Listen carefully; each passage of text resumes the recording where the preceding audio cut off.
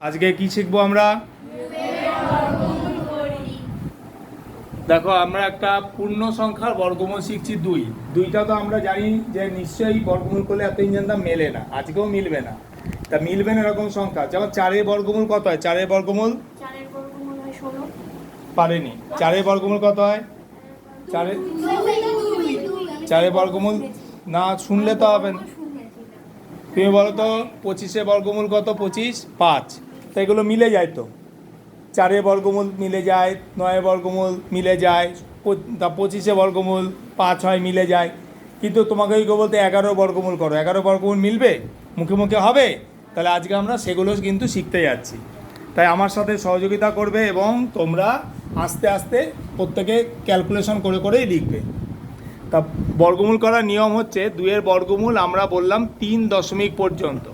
প্রশ্নে যা বলবে সেই সংখ্যাটাকে 2 দিয়ে মনে মনে গুণ করবে। 3-এর দ্বিগুণ কত হচ্ছে? 6, তার সাথে আরও দুটো শূন্য বেশি হবে, মানে 1, 2, 3, 4, 5, 6, 7, 8।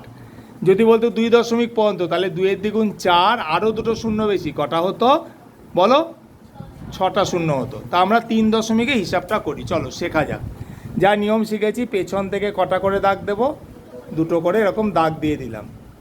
দেওয়ার পর আমরা স্টার্ট করছি। প্রথমে কবার যাবে? 1-1কে 1 নামালাম, বিয়োগ দিয়ে 1, দুটো শূন্য নামিয়ে দিলাম। এবার তোমরা জানো দশমিক আছে, এখানেও দশমিকটা আমরা দিলাম। এবার তোমরা বলো কি নিয়ম শিখিয়েছি, এখানে কোন সংখ্যা হয়? 2 যদি হয় আমরা করে দেখি কত হয়। ধরো আমার মনে হচ্ছে আমি 3 দিয়ে যাই কিনা দেখি। 3 23 69, আরও কম লাগছে, 100-র মধ্যে 69 কম। 4 দিয়ে করে দেখি, হ্যাঁ 4 24-এ 96 হতে পারে। তা 4 দিয়ে করলাম, এখানেও তাহলে 4 লিখলাম। তাহলে কত লিখবো? 4 24-এ কত হচ্ছে বলো? সবাই মিলে বলো 96। কত লিখবো অবশেষ বলো? 100 থেকে 96 বিয়োগফল বলো 4। তাহলে এবার কোন পেয়ারটা নামবে? এই পেয়ারে দুটো শূন্য নেবে এলো, নামলো তো। এবার 14-র দ্বিগুণ, 14-র দ্বিগুণ এদিকে কত লিখবো সবাই মিলে বলো? 14-র দ্বিগুণ কত হয়? 28।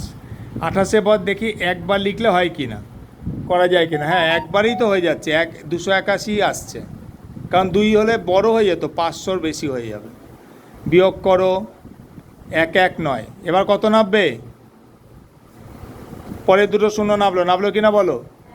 নিয়মটাকে বোঝো তারপর করো। এই সংখ্যাটা কি হচ্ছে যেটা আসছে, তার আবার দ্বিগুণটা আমরা কোথায় লিখবো? এখানে লিখবো, তাই তো। এই যে এই সংখ্যাটার দ্বিগুণ, এই সংখ্যাটার দ্বিগুণ কত? 141-এর দ্বিগুণ 282। তা দেখি এবার গুণ করে 282 লিখে আমি যদি 3 দিয়ে করি কত হয় দেখি। এই সংখ্যাটা আসছে। যদি আমি 4 দিয়ে লিখি, মানে 282, তারপর যদি আমি 4 দিয়ে লিখি,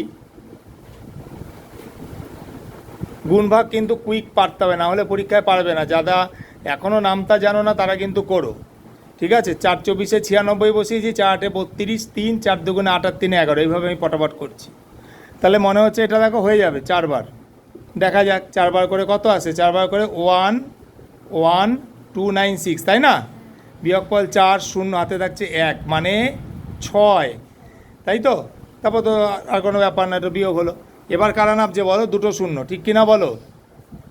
তাহলে এবার 14-14-র দ্বিগুণ কত? 28 28, মুখে মুখেই করো। 14-র দ্বিগুণ 28, 14-র দ্বিগুণ 28। এবার আমরা দেখি 2 বসিয়ে মনে হচ্ছে যেন হয়ে যাবে। দেখি 2 বসিয়ে কি হয়। 2 দুগুণে 4, 8 দুগুণে 16, হাতে 1, 2 দুগুণে 4 1-এ 5, 28 দুগুণে 56। তাহলে দেখো অলরেডি কিন্তু আমরা সবগুলো সংখ্যা নামিয়ে করলাম। আর এই যে সংখ্যাটা, এটাই হচ্ছে